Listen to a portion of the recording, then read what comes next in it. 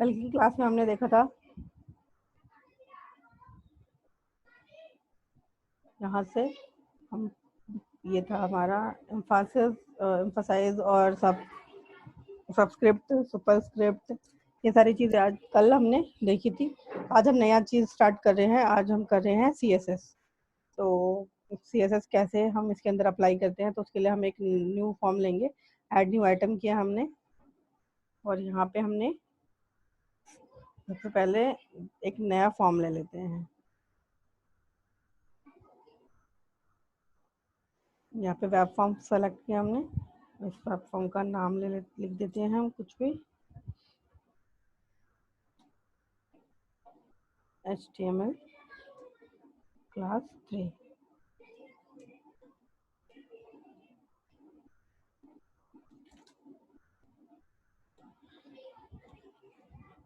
HTML class 3 यहाँ पे हमने क्या कर दिया, ऐड कर दिया। अब हमारे यहाँ इसमें CSS जो है 3 टाइप्स के होते हैं। एक होता है हमारा इनलाइन CSS। सबसे पहले CSS होता क्या है, CSS होता है cascading style sheet. HTML styles में हमारा हो गया CSS stands for cascading style sheet. CSS saves a lot of work. It can control the layout of multiple web pages all at once. अगर हमें जैसे चेंज करना है, अगर हमें कोई हमने H1 टैग लिया है, H1 टैग के अंदर हमने 5-6 H1 टैग लिए अपने एक पेज पे, और अगर हम चाहते हैं कि सबके अंदर सेम ही चीज़ अप्लाई हो, तो हम क्या करेंगे, उसको CSS के थ्रू हम इसको चेंज कर सकते हैं। जैसे H1 टैग में हम चाहते हैं कि हमारा जो है H1 का जो टैग है, वो H1 का जो मतलब टेक्स्ट है वो बोल्ड हो और रेड कलर में आए। तो हम क्या करेंगे कि खाली H1 टैग के अंदर हम क्या कर देंगे कि यहाँ पे बोल्ड होना चाहिए और रेड कलर होना चाहिए।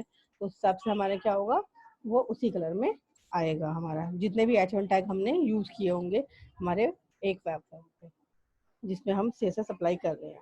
तो यहाँ पे हमारा है स्टाइलिंग HTML विद CSS। तो यहाँ पे हमारा क्या है, CSS describe how HTML elements are to be displayed on the screen, paper और in other media। ठीक है, तो उसके बाद हमारा CSS can be added in 3 ways। तो मतलब CSS हम किस टाइप से कर सकते हैं, 3 ways से कर सकते हैं। सबसे पहला है हमारा इनलाइन CSS, दूसरा है इंटरनल CSS और तीसरा है एक्सटर्नल CSS। इनलाइन का मतलब क्या हुआ, जो जब हम किसी भी टैग के अंदर ही यूज कर रहे हैं CSS को, तो हमने इनलाइन टैग किया, इनलाइन किया। इस चीज का हमने पहले देख भी रखा है। इनलाइन टैग जो था, सॉरी, इनलाइन CSS जो था, वो टैग के अंदर हमने यूज किया था पहले भी, जिसमें हमने स्टाइल्स लिख के और उसके अंदर स्टाइल दिया था। ऐसे ही इंटरनल और एक्सटर्नल, ये 2 और टाइप है। तो इसके अंदर हमारा क्या है, the most common way to add CSS is to keep the style in separate CSS file. मतलब हम क्या करते हैं, 3 वेज में से जो एक्सटर्नल वाला होता है वो सबसे अच्छा वे होता है।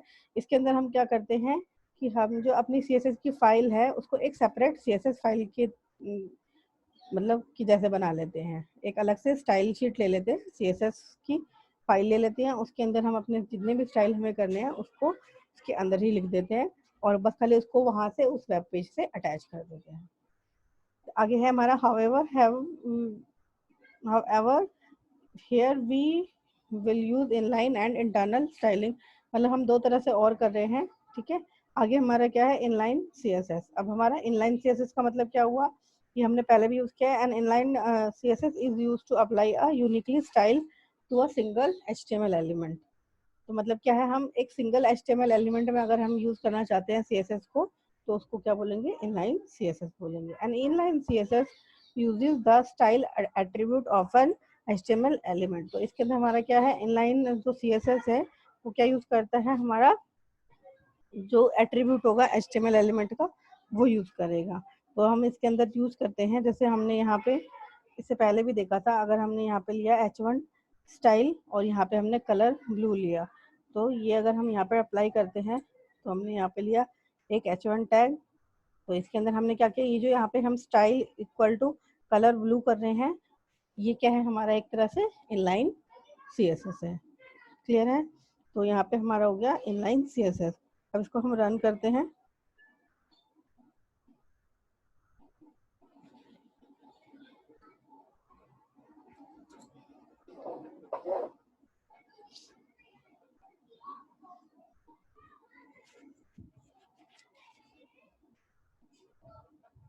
इनलाइन में हमारा यहाँ पे क्या आया, हमारा इसमें क्या था, इनलाइन जो हमारा CSS था उसके अंदर हम चाहते थे कि H1 टैग जो है वो हमारा उसका टेक्स्ट जो है वो ब्लू कलर में आए, तो ये हमारा ब्लू कलर में प्रिंट हो रहा है। यहाँ पे हमने कलर ब्लू दिया था। अब आगे नेक्स्ट देखते हैं हम। इसके बाद है हमारा इनलाइन, तो क्लियर हो गया होगा। उसके बाद है इंटरनल CSS। अब इंटरनल CSS में क्या है हमारा, an internal CSS is use to define a style of a single HTML page. मतलब क्या है कि यहाँ पे जो है खाली एक सिंगल HTML पेज पे अगर हमें चाहिए तो हम क्या करेंगे, इंटरनल CSS यूज करेंगे। जिस पेज पे भी हम इंटरनल CSS यूज कर रहे हैं हम ओनली उसी पेज पे ही हम यूज कर सकते हैं। अगर हम चाहें कि हाँ भाई इस स्टाइल को हम दूसरे पेज पे यूज कर ले तो वो पॉसिबल नहीं है। तो ये जो है विद इन अ पेज ही हम यूज कर सकते हैं। तो इसके अंदर हमारा क्या है, यहाँ पे हम जो हमारा an internal CSS is defined in head section.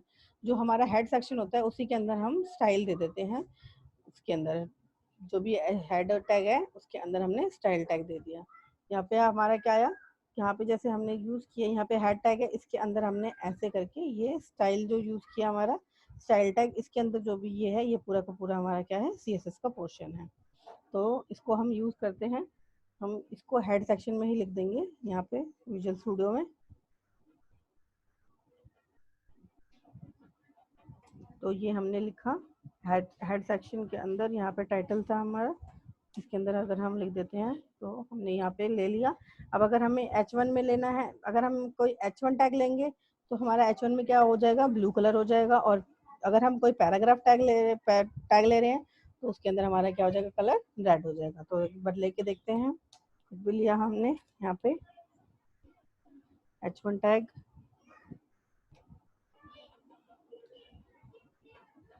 This is a heading with internal CSS। ठीक है, तो ये हमारा क्या है, इंटरनल CSS है। इसको अगर हम करते हैं, एक पी टैग भी ले लेते हैं हम। यहाँ पे हमने यहाँ पे ले लिया P tag.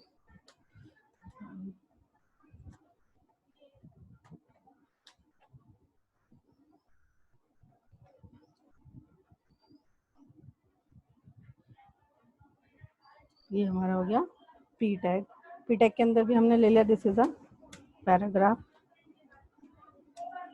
With red colour.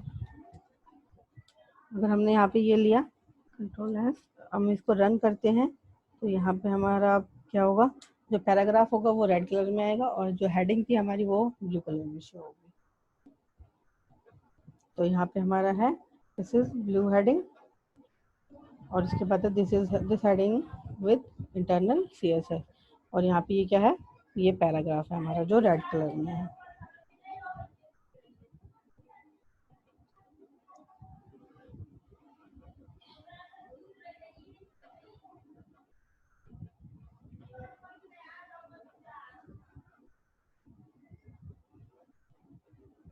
यहाँ पे हमने एक्चुअली में यहाँ पे पहले ही ले रखा था तो ये भी आ गया है। तो यहाँ पे हमने क्या कर दिया, अगर हम इसको भी करते हैं तो हमारा ये भी ब्लू कलर में शो होगा।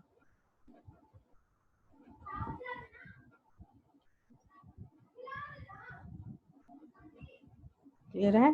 उसके बाद हमारा क्या है, अगर हमने यहाँ पे मान लिया कि हमें H2 में कुछ और करना है तो यहाँ पे हम क्या करते हैं, H2 टैग ले लेते हैं H2। और यहाँ पे हमारा क्या आया, H2 और ये हमारा हुआ,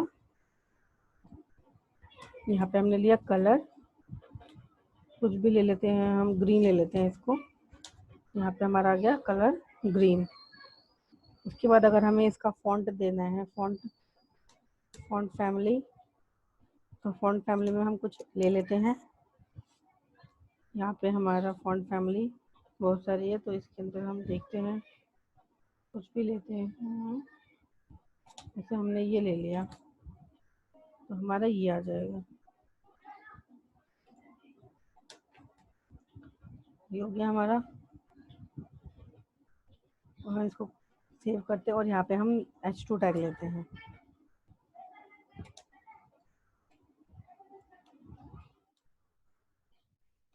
H2 यहाँ पे हमारे क्या है, this is heading with green color.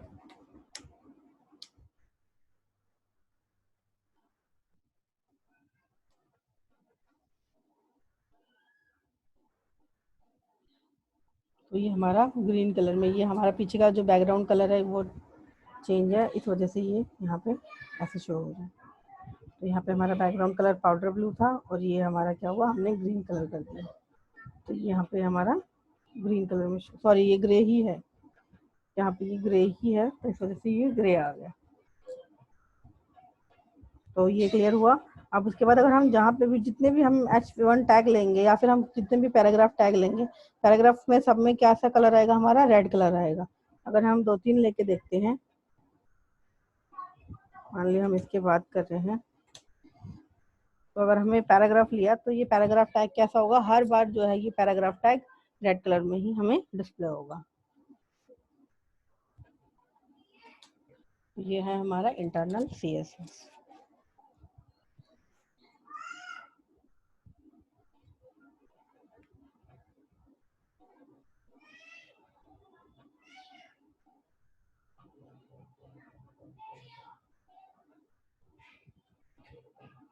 उसके बाद आगे चलते हैं। अब हमारा क्या है, उसके बाद एक्सटर्नल CSS।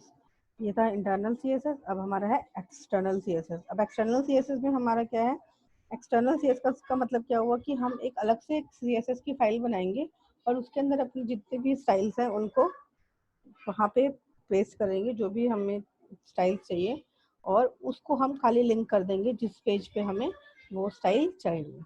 तो यहाँ पे हमारा क्या हो जाएगा, एक्सटर्नल CSS में क्या है, an external style sheet is use to define the style for many HTML pages.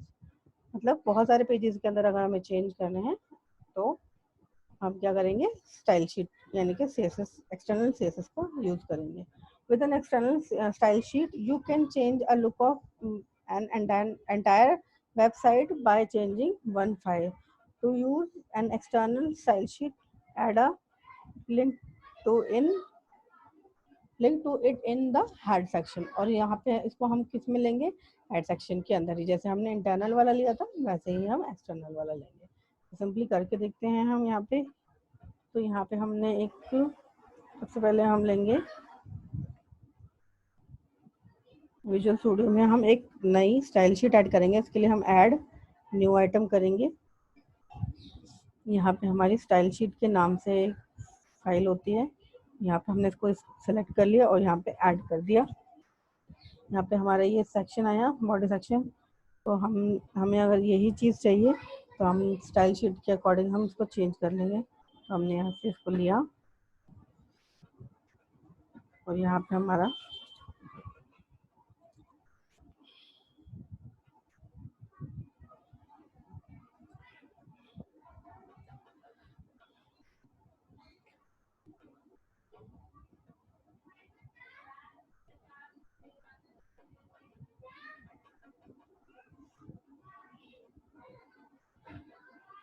Ctrl+V, ये हमने सेव कर दिया इसको। और अब हमें ये कौन से वाले पेज पर चाहिए, ये चाहिए HTML क्लास 3 पेज। तो अब हम इसको कहाँ पे लेंगे, हेड सेक्शन के अंदर लेंगे। यहाँ पे अगर अब हम यहाँ से इसको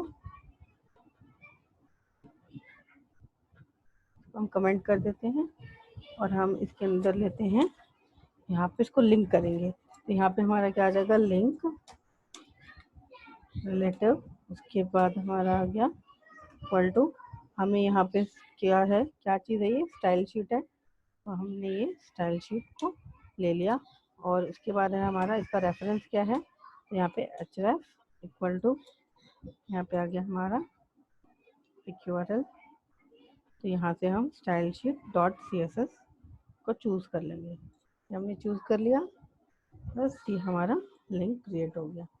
अब जो ये हमारी स्टाइल शीट है वो इससे लिंक हो गई, क्योंकि यहाँ पे हमने इसका रेफरेंस क्या दिया है, स्टाइल शीट डॉट CSS। बस अब हमें कुछ नहीं करना है, यहाँ पे हमने CSS की एक अलग से फाइल बनाई, उसको यहाँ पे ऐड किया और बस इसको रन करके देखते हैं।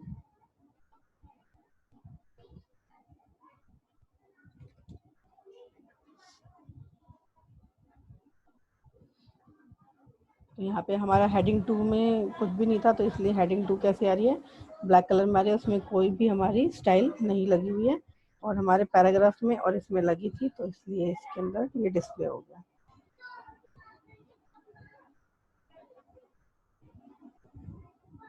तो ये है हमारा H1 टैग और H2 टैग। तो यहाँ पे हमारे अब हम देखते हैं स्टाइल शीट में था क्या हमारे। तो यहाँ पे हमारा बैकग्राउंड कलर था जो पाउडर ब्लू हो जाए। उसके बाद हमारा क्या था H1। तो H1 किस कलर में हो, ब्लू में, और P हो हमारा रेड कलर में। अगर हम चाहते हैं कि इसके अंदर हमारा H2 टैग भी आ जाए, तो यहाँ पे हम क्या करेंगे, यहाँ पे हम H2 टैग ले लेंगे।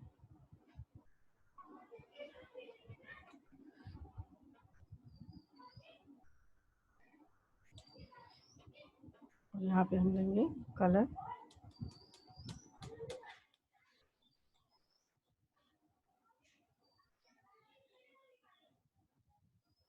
कलर ले लिया हमने। क्या इसके अंदर हम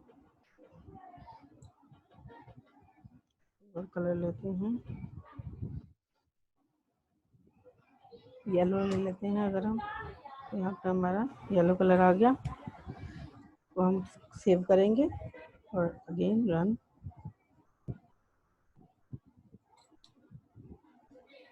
तो ये हमारा जो H2 टैग है वो हमारा येलो कलर में आ गया। तो ये थे 3 टाइप्स की CSS, इनलाइन, इंटरनल और एक्सटर्नल CSS। तो आई होप आज समझ में आया होगा। आज के लिए इतना ही, बाकी नेक्स्ट क्लास में करते हैं।